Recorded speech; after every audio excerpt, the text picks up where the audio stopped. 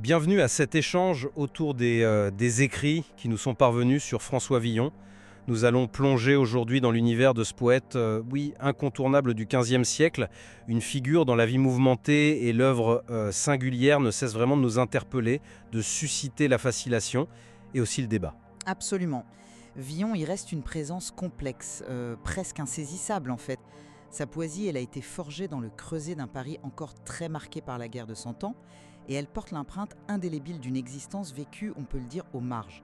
Une vie de précarité, de violence, de criminalité aussi, et d'incarcération. Et c'est précisément cette tension qui soulève la question centrale de notre discussion d'aujourd'hui.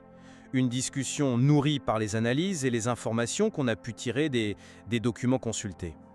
La question est, faut-il voir en Villon avant tout un poète dont l'identité et l'œuvre sont inextricablement liées à sa condition de marginal, de délinquant, de reprouvé par la société de son temps?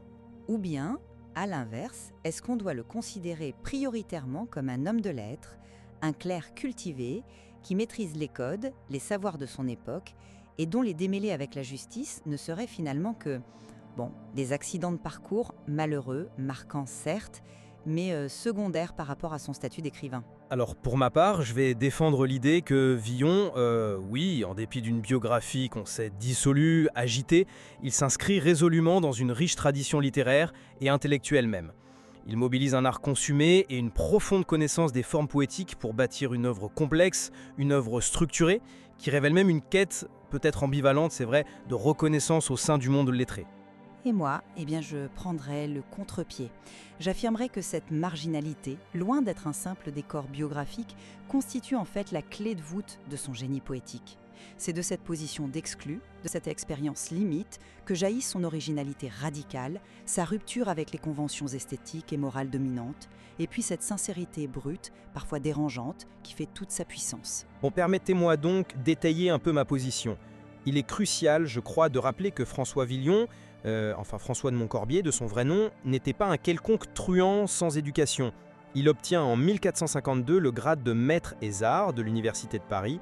C'est l'équivalent d'un diplôme supérieur aujourd'hui. Ça signifie qu'il a reçu une formation intellectuelle solide, qu'il est imprégné de la culture universitaire parisienne, notamment de la logique scolastique. Vous savez, cette méthode de raisonnement très structurée qu'on enseignait alors.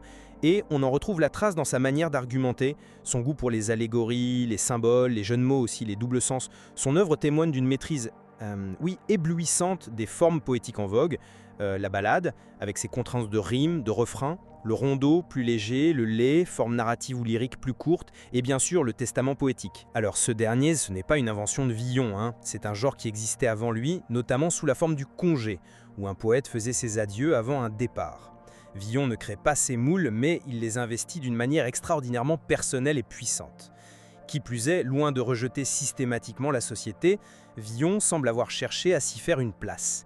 Ses séjours, certes probablement brefs à la cour de Charles d'Orléans, à Blois lui-même grand poète, ou les indices qui suggèrent des contacts avec la cour de René d'Anjou, ça montre une recherche de protection, de mécénat, une aspiration à être reconnu comme homme de lettres à part entière. Le Testament, son œuvre majeure, ce n'est pas un cri désordonné, c'est une construction littéraire très élaborée, intégrant des poèmes composés antérieurement. Ça fonctionne presque comme une anthologie personnelle, ce que certains critiques ont d'ailleurs pu interpréter comme une sorte de pressbook destiné à d'éventuels protecteurs. Enfin, son utilisation de thèmes et de lieux communs médiévaux, la fuite du temps, la question ubi sunt, où sont ceux qui furent avant nous, le carpe diem, une certaine veine antiféministe assez conventionnelle aussi, tout cela démontre son appartenance à une tradition littéraire établie, même s'il renouvelle ses motifs avec un talent indéniable. La ballade contre les ennemis de la France, par exemple, pourrait bien être une œuvre de commande, ou du moins une pièce patriotique relativement conforme aux attentes de l'époque. Je comprends votre perspective, qui insiste sur la formation, la maîtrise technique de Villon. Oui, cependant je maintiens qu'isoler sa vie de son œuvre, c'est vraiment passer à côté de l'essentiel. Ces démêlés incessants avec la justice, ce ne sont pas de simples péripéties.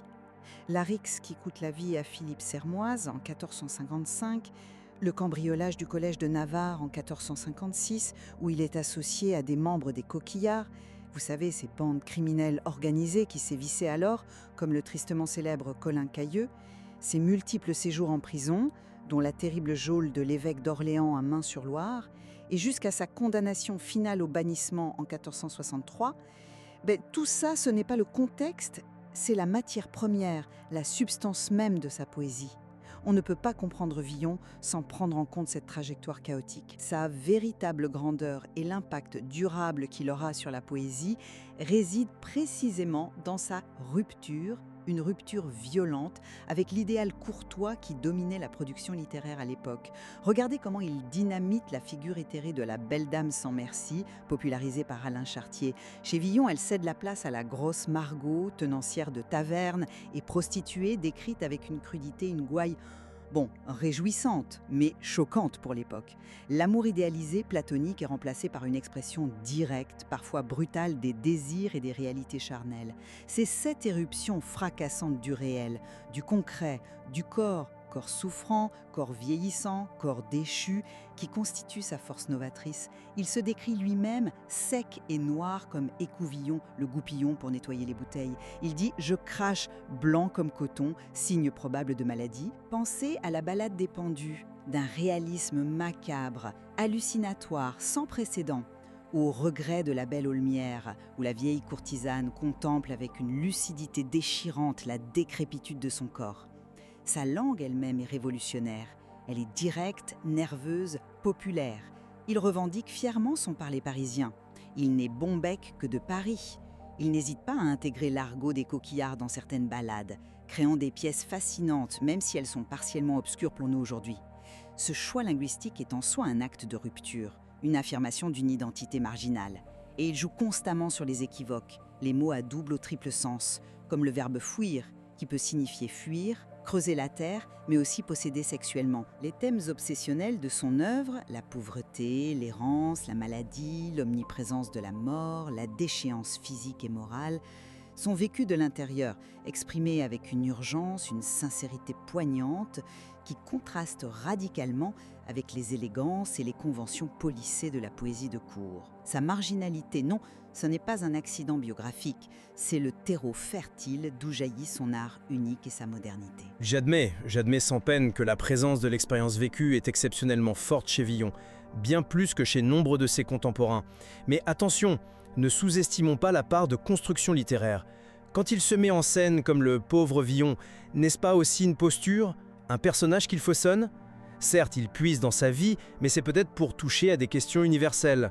La fragilité de l'existence, l'angoisse face au temps qui détruit tout, la condition humaine dans ce qu'elle a de plus précaire.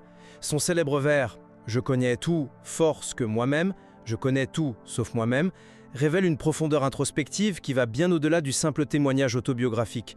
Et permettez-moi d'insister sur un point. Ce marginal que vous décrivez a su à plusieurs reprises mobiliser des réseaux influents pour obtenir des lettres de rémission, notamment après l'homicide de Sermoise. Est-ce vraiment le comportement d'un individu totalement coupé des structures sociales et du pouvoir ? N'y a-t-il pas là une forme d'habileté, voire de stratégie, qui nuance l'image du rebelle intégral ? Oui, mais cette habileté même, cette construction littéraire que vous soulignez, n'est-elle pas justement une conséquence directe de sa position au banc ? Quand on est au banc de la société, l'écriture devient peut-être le seul espèce de liberté, le seul moyen de se défendre, de régler ses comptes, de laisser une trace. Vous évoquez sa lucidité universelle, mais d'où vient-elle sinon de cette expérience des extrêmes, de cette confrontation permanente avec la misère, la violence, la justice implacable ? L'historien Jean Favier a émis l'hypothèse que la véritable bascule s'opère peut-être après son séjour à Meux-sur-Loire, lorsque l'évêque d'Orléans le dégrade de son statut de clerc, un acte juridiquement contestable mais socialement dévastateur. Cette destitution le prive de la protection relative de l'Église et le livre entièrement à la justice séculière. N'est-ce pas précisément ce traumatisme, cette exclusion radicale, qui nourrit la puissance vengeresse et la profondeur désespérée du Grand Testamentia ? L'artifice littéraire n'est alors plus un simple jeu formel, mais une arme, une réponse existentielle forgée dans le feu de la marginalité. Cette sincérité entière, pour reprendre à l'expression d'un commentateur, elle ne peut naître que d'une vie mise à nu, en fait. L'acte possible de la dégradation cléricale est pertinent, c'est vrai, même si les preuves restent ténues. Revenons toutefois aux formes et aux conventions. Vous insistez beaucoup sur la rupture, mais Villon opère à l'intérieur de cadres poétiques bien définis, le testament, le congé, le débat allégorique comme celui du cœur et du corps, et même la sotte chanson, ce genre parodique dans lequel on peut inscrire la ballade de la grosse Margot. Son anti-courtoisie, aussi saisissante soit-elle, n'est pas sans précédent. Il existe une tradition médiévale de la satire, du réalisme trivial, voire de la critique sociale. On peut songer à Rudebeuf, 2 siècles plus tôt, ou à certains passages plus sombres d'Alain Chartier. Villon pousse ses tendances à leur paroxysme, certes, je vous l'accorde, mais il ne crée pas ex nihilo. Il dialogue avec une tradition, il la connaît sur le bout des doigts. N'est-ce pas la preuve qu'il se pense d'abord comme poète, héritier et continuateur, avant d'être un hors-la-loi? Mais c'est justement là que réside son génie subversif. Il n'utilise pas ces moules pour les reproduire sagement, non. Il les utilise pour les dynamiter de l'intérieur, pour les plier à sa vision du monde désenchanté et à son expérience personnelle. Prenez le lait. Sous l'apparence d'un testament léguant ses biens inexistants, on s'en doute, il distribue des dons sarcastiques, des pics acérés, des legs absurdes et cruels. C'est une parodie grinçante, un règlement de compte déguisé. Le Grand Testament amplifie ce procédé à une échelle monumentale, mêlant confession intime, attaques virulentes contre l'évêque Thibaut d'Aussigny notamment, méditation sur la mort et éclat de lyrisme pur. Il reprend le motif de l'Ubisonthe, mais au lieu de n'évoquer que des figures nobles du passé, il y jette pêle-mêle des reines légendaires, des héros antiques, des papes, mais aussi des figures contemporaines parfois obscures, des taverniers, des étudiants. Il crée un effet de vertige démocratique face à la mort. Sa grande force, c'est cette capacité à juxtaposer constamment les registres topos. Le sublime côtoie le trivial, le sacré fricote avec le profane. Pensez à la magnifique ballade pour prier Notre-Dame, écrite pour sa mère, un sommet de tendresse filiale et de foi simple, qui voisine dans le Testament avec des pièces beaucoup plus grivoises ou cyniques. Ce retournement radical dont vous parliez, cette manière de faire craquer les formes sous la pression du vécu, en oscillant moitié pour rire et moitié pour pleurer, c'est sa signature inimitable. C'est là qu'il innove et qu'il marque durablement la poésie, en faisant entrer la vie réelle, dans sa complexité et ses contradictions, au cœur même de la structure poétique. Vous mettez l'accent sur la subversion, oui, mais n'oublions pas la maîtrise technique que cela présuppose. Sur le plan de la langue et du style, sa virtuosité est indéniable. Ses vers octosyllabiques, notamment dans le laisse, coulent avec une fluidité remarquable, tout en respectant la structure exigeante du 8-1 à rimes croisées AB, AB, BC, BC. Cela demande une oreille et une technique exceptionnelles. La complexité métrique et rhétorique de certaines ballades, comme le débat du cœur et du corps, force l'admiration.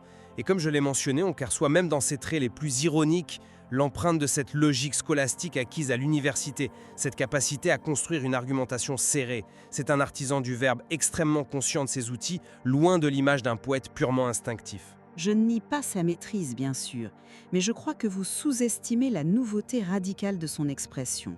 Le grand philologue Félix Lecoy a justement souligné la simplicité et l'efficacité directe de son style, qui tranche singulièrement avec la rhétorique souvent fleurie, complexe et, disons-le, parfois artificielle de nombreux poètes de cour de son temps. Cette impression d'oralité, cette langue nerveuse, imagée, qui semble parfois prise sur le vif dans les rues de Paris, c'est une véritable rupture. Et l'intégration de l'argot des coquillards, même si son sens exact nous échappe en partie, ce n'est pas un simple ornement pittoresque. C'est un choix esthétique et idéologique fort, une manière d'afficher son appartenance à un autre monde, de défier les normes du bon goût littéraire. Que dire enfin de la puissance brute de ces images, si souvent ancrées dans le concret, dans le corps vieillissant et déchu de la Belle et Aulmière, décrit avec une précision quasi clinique, où le corps des pendus, exposé aux intempéries dans la célèbre ballade, la pluie nous a débuté et lavé, et le soleil desséché et noirci, pieds, corbeaux nous ont les yeux cavés et arraché la barbe et les sourcils. Il y a là une force visuelle, une vérité charnelle, qui ne ressemble à rien de ce qui se faisait avant lui et qui annonce une sensibilité nouvelle. C'est une poésie qui saisit, qui dérange, bien loin des abstractions élégantes. N'est-ce pas cette capacité à nommer le réel, même le plus sordide, qui fait sa modernité et explique son influence, peut-être souterraine, mais continue? Abordons peut-être un dernier point, le rapport de Villon à la société et au pouvoir. Malgré cette trajectoire heurtée que vous décrivez si bien, Ne voit-on pas aussi des tentatives, peut-être désespérées, oui, de s'insérer dans l'ordre établi? Son passage, même bref, à la cour de Charles d'Orléans en est un indice. La composition de poèmes de circonstances, comme peut-être cette ballade contre les ennemis de la France. Il manifeste aussi un respect, disons, formel envers l'autorité royale, que ce soit Charles VII ou Louis XI. Ce dernier le gracie d'ailleurs en 1461 à son avènement, le libérant de la prison de Meung-sur-Loire. Et en 1463, face à une condamnation à mort, il fait appel au Parlement de Paris, utilisant donc les recours légaux disponibles. Ces éléments ne dessinent-ils pas l'image d'un homme qui, malgré tout, cherche encore sa place plutôt que celle d'un rebelle irréductible? Je suis désolée, mais cet argument me semble peu convaincant face à la récurrence des faits. Ces tentatives d'intégration, si elles ont eu lieu, elles ressemblent surtout à des échecs patents ou à des stratégies de survie ponctuelles. Sa vie est une litanie de conflits avec toutes les formes d'autorité. La justice royale, la justice seigneuriale, l'évêque d'Orléans, l'institution universitaire avec le vol au collège de Navarre. Son cœur et sa plume penchent indéniablement du côté des exclus, des pauvres petits escoliers, des compagnons de galère comme Colin Cailleux, qui, lui, finira au gibet. Comment interpréter autrement sa condamnation finale au bannissement pour 10 ans en 1463, après une énième bagarre où il n'aurait, semble-t-il, été coupable que d'injures?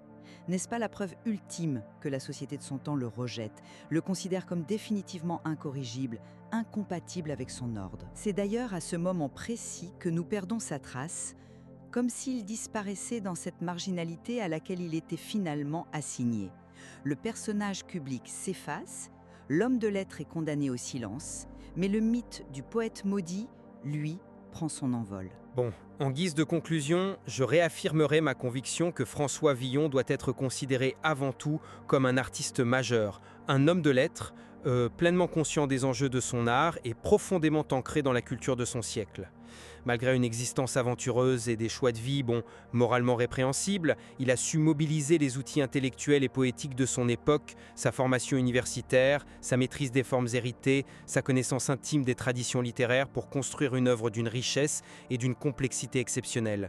Une œuvre structurée, référencée, qui dialogue avec son temps, tout en le transcendant par la singularité de son génie. Et je conclurai en soutenant que c'est précisément cette vie en marge, cette existence précaire et dangereuse, rythmée par la pauvreté, la prison, la fuite et la proximité constante de la mort, qui a rendu possible l'éclosion de cette voix absolument unique dans le paysage de la poésie française.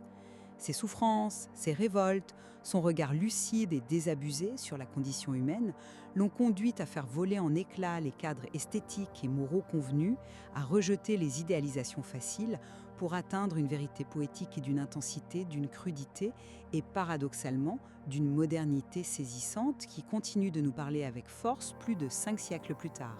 Sa marginalité n'est pas un obstacle à son art, elle en est la condition même, j'en suis convaincue. Il faut bien reconnaître, oui, que la figure de Villon résiste aux catégorisations trop simples. Cet homme qui connaît tout force que moi-même conserve une part irréductible de mystère. Peut-être, au fond, la fascination qu'il exerce encore tient-elle précisément à cette tension jamais résolue entre l'érudit et le vaurien, entre l'artifice savant et la confession brute, entre l'héritage assumé et la rupture radicale. C'est une perspective nuancée qui rend justice à la complexité du personnage et de l'œuvre. Quoi qu'il en soit, cette discussion nous rappelle surtout l'essentiel, la nécessité de lire et relire Villon, de se confronter directement à ses textes, le Lait, le Testament, ses ballades si diverses, pour tenter de saisir les multiples facettes de ce poète fondamental dont l'héritage, loin d'être figé, continue d'alimenter notre réflexion et notre sensibilité. Il y a encore, je crois, tant à découvrir dans ces vers si denses et si vibrants.